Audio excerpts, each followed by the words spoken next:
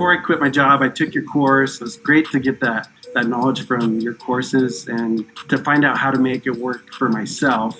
Your spreadsheets have come in super handy. Your videos are great. Like, I probably watched those like 100 times before I quit my job because I'm like, I got to find out how to do this and how to do it right. You know? I took your course in November. Once I seriously consider dispatching, and then you come with everything. You close from the paperwork, load boards, dealing with carriers, cold calling. I still use your carrier packet right to this day. So I'm just like, I'm looking at your stuff. I'm like, oh man, this is really good stuff. I haven't thought about this before. I wonder if this guy's got a course. And of course, you mentioned your course. Yeah. So I took the course, and I'm like, oh yeah, cool. Filling in all the gaps. I'm like, all right, this is perfect, dude. I was going back to your course as I was dispatching my first load. No joke. No joke. I was like, oh crap. How do you say to do this? What's connecting again? Like, what? Okay, wait. What's a rate card? Oh yeah. Right. Okay. Yeah. What's going on, y'all? This is Francisco with Covenant Dispatch LLC, and welcome back to my YouTube channel. Really quick, because I want to get right into this video, guys. Like I always say, do me a favor. Right under this video, go ahead and hit that subscribe button. Right next to that subscribe button, smash that like button so that this video can reach a more broader audience and reach those who are looking for this kind of information.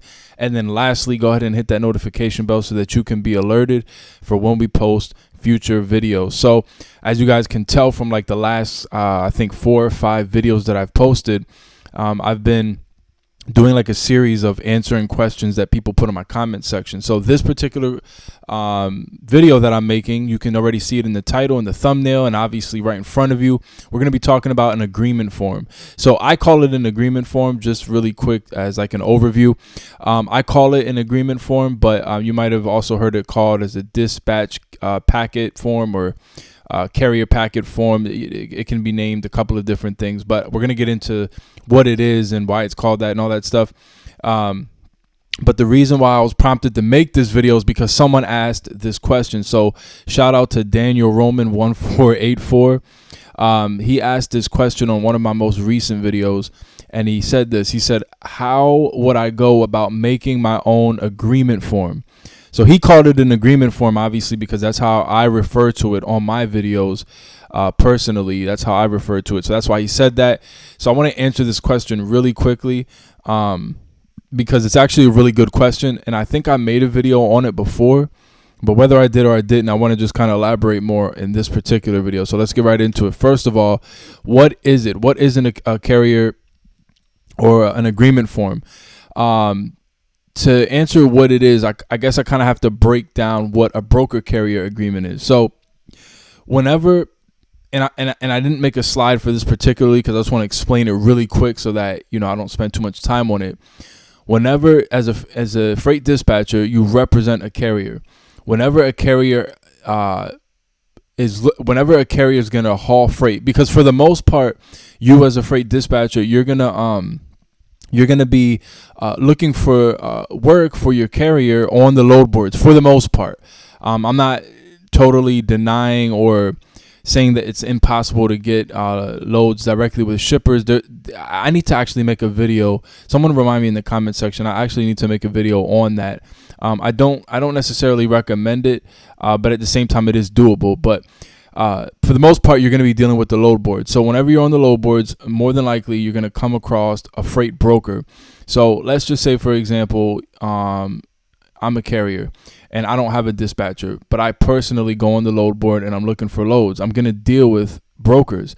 So the reason why brokers have a carrier agreement packet, as you can see right here, it says broker carrier agreement, is because if I'm a carrier and I go on the load board and I'm looking for a load, if I have never been set up with that particular broker, they're going to need information from me because I'm considered an independent contractor. I've never ran a load from them before, so they're going to need information such as my W-9, such as what factoring company I use. They might need my MC authority certificate to make sure basically that I meet compliance. And I'm getting a little bit ahead of myself because AI did a great job breaking it down. So right here's an example of it. I had to scratch out the company so that I'm not exposing them particularly, but I got this off the internet just to kind of give you guys an example of what it looks like. So a broker carrier agreement, again, I'll read it if you can. Maybe it's a little bit blurry, but I'll read it for you guys. It says this transportation agreement, the agreement is entered into this day, and then obviously if I was a carrier, I would fill out that information the 15th of whatever, September 2024 or whatever, between, and then you would put the carrier's information, the broker's information. They would put the broker's information, and then as the carrier, you would put I would put my information as a carrier. Now, how does the freight dispatcher go into all this? So a freight dispatcher obviously represents a carrier. So instead of the carrier directly going on to do this, you do it for them. And so obviously, to make it easier for yourself as a freight dispatcher, you're going to need this information ahead of time, because guess what? Let's just say you have a carrier that signed on with you. Now you get on the load board, you're looking for freight, you find a good load, you negotiate for a good price, and now it's time to book that load. Well, the broker's going to say, hey, I'm going to send you over our broker carrier agreement or carrier packet or whatever. And I'm going to need you to fill out this information before we officially secure this load.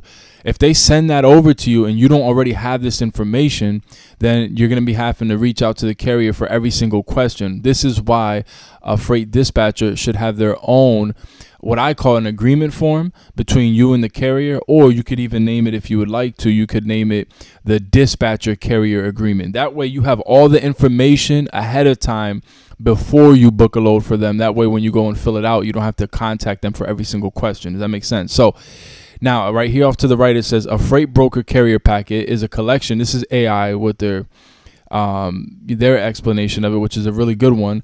A freight broker carrier packet is a collection of documents and agreements that a freight broker requires from a carrier before they can haul a load. They basically just said what I said, but just in a more simplified version. Then it says the packet ensures that the carrier meets all compliance requirements and establishes expectations for the business relationship between the two parties. So you need this information, again, filled out, so that way the broker is able to move forward in that load for you. And of course, as a freight dispatcher, you want to have that information ahead of time because you represent that carrier. Next, really quick, I call it an agreement form, but as you can see, obviously it can also be called a broker packet, broker carrier agreement. In your case, it'd say dispatcher carrier agreement. I call it the agreement form. So this is an example of what mine would look like, and this is, of course, would be a template.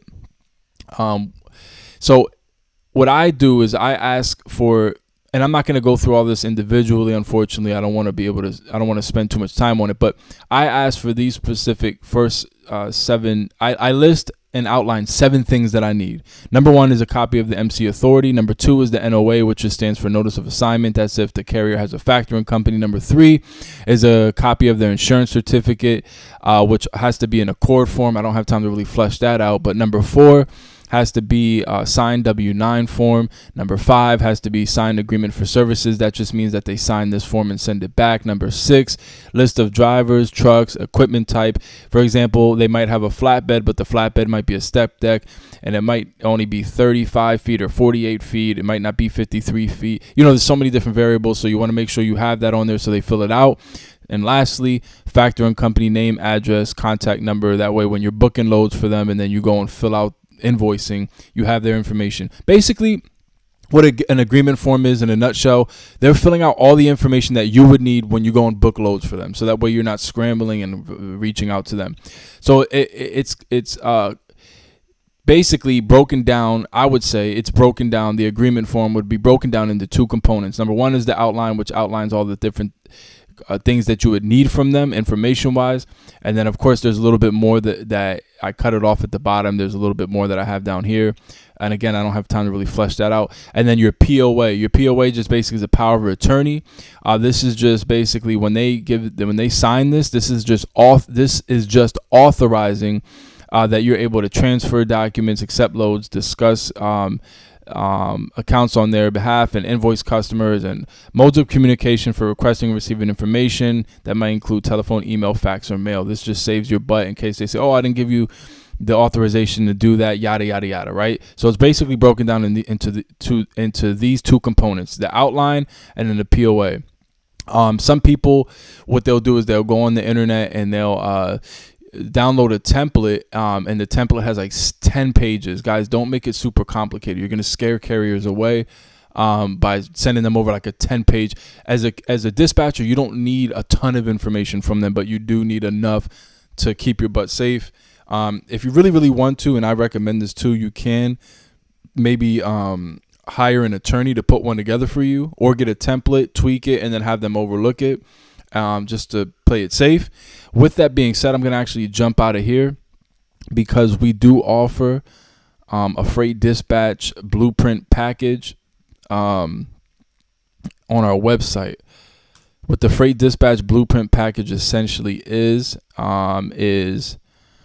a course that teaches you how to start up your own at-home freight dispatch company. These are all of our testimonials and all that stuff. Again, you can check this stuff out after. I'll put the link for our website under the description in this video. What it is it's a 185 one-time setup fee to get set up, and then it's $15 a month to keep access to all the content. Really quick, I'm going to jump into content to show you. Once you sign up, you have to pay and click here to join pay, and then they'll give you the information to create your login. Once you do that, you'll come to Freight Dispatch Blueprint, the page. This page is not made available to you unless you buy it. Like if you didn't purchase it and tried to click on this page, it'll redirect you to the course page. So I get a lot of people that try to do that. This page is made visible to you once you buy it. Then you read this, it'll break everything down, and then it's broken down into two sections. Now, on the left-hand side is our freight dispatch course, which breaks down all the fundamentals, equipment types, all the fundamentals that you need to know. And then you got bonus videos that we add or take away depending on how the market changes. And then on to the right, we have our carrier acquisition training that breaks down how to get carriers once you understand the fundamentals and get your company set up. Guys, each of these videos range around anywhere from 25 to 45 minutes. So I try to elaborate on as many details as possible. And then at the bottom, you get access to all these documents. One of them being the agreement form template, which we just were talking about. So this is what it would look like if you were to have access to the Freight Dispatch Blueprint package.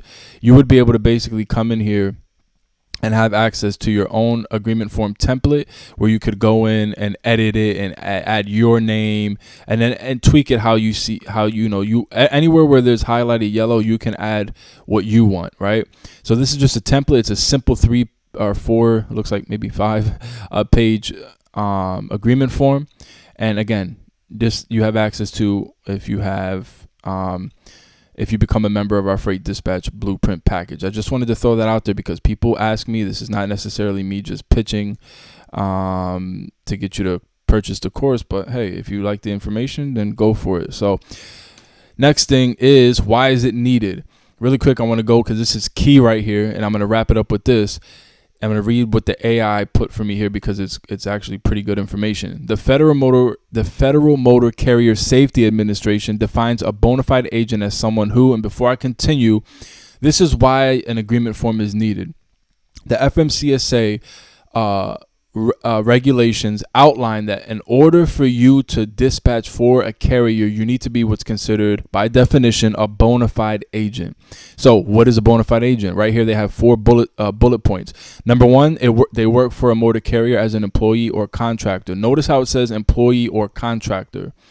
Right. Number 2 is part of the motor carrier's normal organization. Number 3 performs duties as directed by the carrier. Number 4 cannot allocate traffic between the carrier and others. Basically, what that means, a freight broker can find a load from a shipper and then promote that load to multiple carriers at once. You as a dispatcher can't do that. That's called allocating traffic. But again, I talk about that in my course.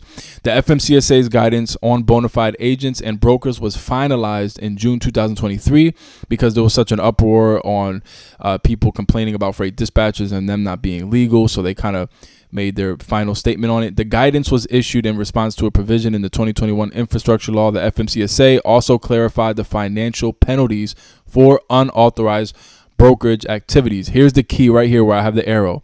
The FMCSA's guidance notes that a bona fide agent's duties must be performed under a pre-existing agreement with the motor carrier that they represent. The number one problem with people like the FMCSA or other organizations in the trucking industry is they think that dispatchers pop in and out like freelancers, like, hey, I got this load, do you want it?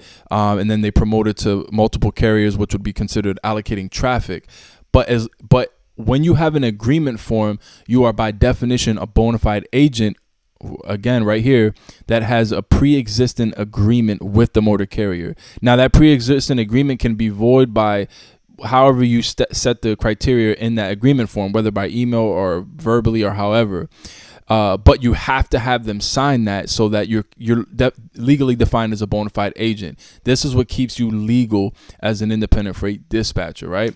So I hope this helped you guys out. I hope it brought some clarification. If you have any other questions, we'll be able to help you out as much as we can through email. Shoot us an email. All that information is in the description under this video. And I can't wait to see you guys in the next video. Comment your thoughts. Please comment your thoughts. Share this with someone you know it might help. I'll see you guys.